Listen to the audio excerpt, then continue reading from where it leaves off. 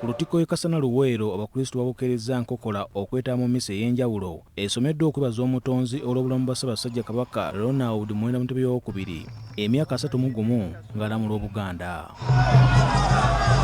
Bwana mukulu w'ekigo ky'e Kasana Luweero Reverend Father Dennis Ssebuggwawo yakulembeddemu ekitamiro kya mmisa era yeebazizza Katonda olw'obulamu bwa Ssaabasajja Kabaka n'ebyo byamusobozesezza okukolera abantu be.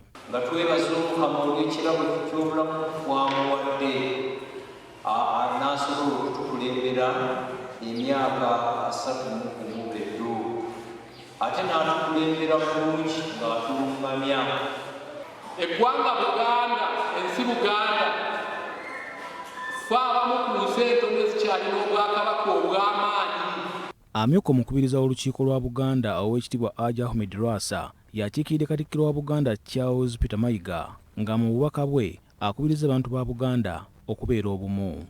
Kabaka Mutebi bwe yava ku buwaŋŋanguse mu 1986 ensonga eyasoosowaza yali ya bumu obw'abantu ba Buganda era okuva bwe yatikkibwa okutuukira ddala kati emyaka 31 obumu yebadde ettaala erisa ekkubo lya Buganda ery'okudda mu kifo. Mu bubaka buno ayozaayozeza Ssaabasajja Kabaka okutuula ku matikkira ge ag'emyaka 31 ng'ali ku Nnamulondo ebajjajja balamula Obuganda n'asaba omutonzi amwongere obulamu. Mu ngeri y'emu abakristu ku Ekereziya St. Anne Kanaaba beetabe mu mmisa y'okusabira Ssaabasajja Kabaka amwongere obulamu n'okumusobozesa okutuula ku matikkira ge ag'emyaka 31 ng'alamula Obuganda. Mukole nnyo muffe asanyuke ategeere olutabaalo.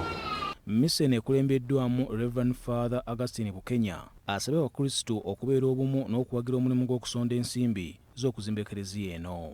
Ekiggwa kino tukizimbye olw'obumu wano we tutuuse. Mmisa eno yeetabiddwamu ne pulezidenti wa NUP Robert Kyagulanyi Ssentamu era naye yeeyamye okwagira enteekateeka z'ekereziya n'asaba bannaddiini okwongera okuvumirira ebikolwa by'obuli bw'enguzi. Olunaku lwa leero abaana abato emyaka gy'abaana baffe kati bwe bakola omulimu ogwo nti beesanze nga be balina okusimba mu kkomera okulwanyisa enguzi, naye bwe banga bayimiridde nammwe muyimirire nabo, temudiscouraginga abaana kuwakanya kikyalo.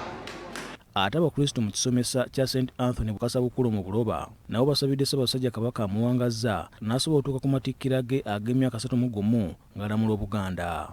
Mukama amwongere amaanyi, amwongere obulamu awamu n'ekitabo eky'amagezi ne mwoyo omutuukirivu amulambike bulungi. Omutongole wa Kabaka ow'ekyalo kino Patrick Mabirizi n'abalala bawadde Ssaabasajja Kabaka obubaka bw'amatikkira ge. Mu kwebaza kuno tubadde tulina okusabiramu Ssaabasajja Kabaka awone obulwadde asobole okukomyawo obulamu bwe bulungi, asobole okusigala nga atulambika bulungi. Embeera bw'etyo bw'ebadde kakati nno mu bulabirizi bw'emukono n'obweruweera abakristo